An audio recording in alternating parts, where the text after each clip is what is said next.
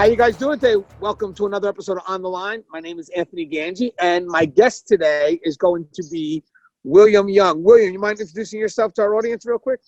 Good morning, everybody. I'm William Young. I'm a 16-year veteran of the Department of Corrections and the author of When Home Becomes a Housing Unit, a book that is written about the side effects, negative side effects that can follow us home when we work in the correctional facility. First off, your book's amazing. I got a chance to read your book multiple times. I even recommend it to many people that are in the field because it really hits home just by title alone. You know, when home becomes a housing unit. PTSD obviously affects many, but I think a lot of people forget about those that work behind the wall. I think that corrections is forgotten in many aspects. And one thing I want to make people aware of is that PTSD does affect our brave men and women that work behind the wall. And from your experience, how would you define PTSD in corrections? I think a lot of people have a misunderstanding of what causes PTSD, what can trigger PTSD.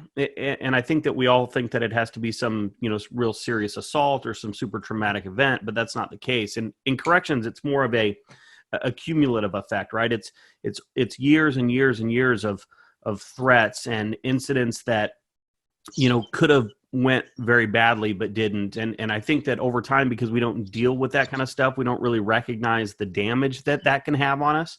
It kind of sneaks up on us. So it's a little bit different. It's more of a cumulative approach than just one incident, one and done kind of thing. Hey, because it's slow and subtle, because obviously in corrections, even in law enforcement in general, we may go through changes that are so slow moving. How do we recognize it in ourselves that we are changing? That's tricky, Anthony. A lot of times we don't recognize it. We become, cynical and we, all these tools and traits kind of we use to survive inside don't really translate very well to the outside. So what I always tell people is a lot of times other people will see the change in you before you see it in yourself. But if you're more angry, if you're more cynical, if you feel more isolated, distant from friends and family, you're too tired to get off the couch and you can't really find a reason why, start looking at maybe some of the things that you've lived through on the job and maybe see if that's a cause or if one of the causes of your behavior now. Let me ask you, there are some people that say that the uniform changed them. What does that mean to you? I think the problem is nobody really knows what they're getting into when they get into corrections. I think we have maybe a general idea, but we don't really know what we're getting into. And so we have this kind of opinion of what a correctional officer should be. And so when we put on this uniform, we feel like we have to play this role. So when in reality, you just have to be yourself. I mean, if you're not a tough guy on the street, you shouldn't be a tough guy when you put on your uniform and go inside. But I think that we kind of fall into that, and then we get around other people in the facility, and we're trying to, be this person that we think that they need us to be. And I think that adds a lot to it.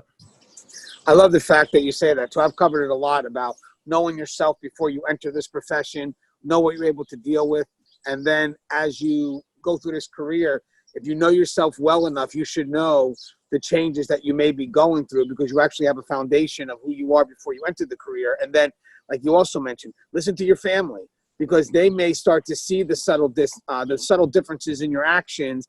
And then, you should be able to have that dialogue with them that they're really watching out for you. They're making sure that you don't break away from who you are because, again, this profession does have the ability to change people from who you were at the beginning to who you are at the end. But again, knowing who you were coming in can really keep you steady and really keep you focused on, who I need to be throughout this career. I mean, how important is it for you, William, to know that a majority of the role you play in corrections, a majority of how you represent yourself is really based on who you are. So it's really you defining the profession as opposed to the profession defining you. Well, I think it's huge because corrections is that environment will expose you. I mean, if you're trying to be somebody that you're not, they're going to find out. The inmates will expose that atmosphere, that environment will expose that. And like you said, to to understand who you are coming into it is so important, because when you do start to change a little bit, then you'll be able to recognize it. And when you're talking about your character, when you're talking about your moral background, those kind of things, what you will do, what you won't do, kind of, we all have that Spartacus moment in corrections. Those kind of things are very important. Even though you don't know what you're getting into, it's super important that you know who you are. So when you do get into those situations, you know how you'll react, how you'll behave. Hey, William, I think this is spot on advice. Again, guys, this is just knowing who you are and what you can bring to the profession, as opposed to having the profession change you. And then eventually when your career is done, you're no longer that person that you once were. And then you wind up disconnecting from everybody that's important in your life.